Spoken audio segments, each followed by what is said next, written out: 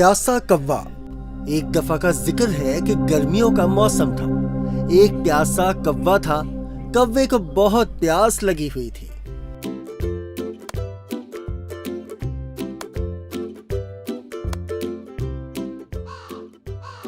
हाय, थोड़ा पानी मिल जाए तो अच्छा रहेगा।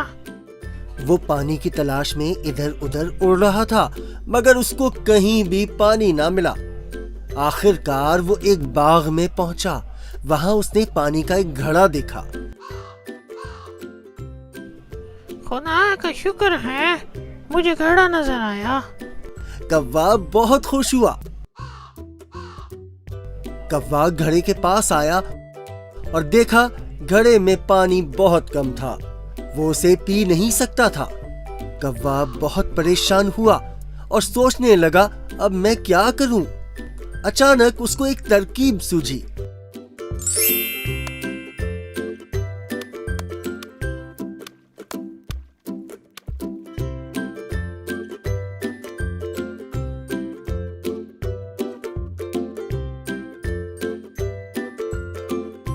पास ही कंकरियां पड़ी थीं।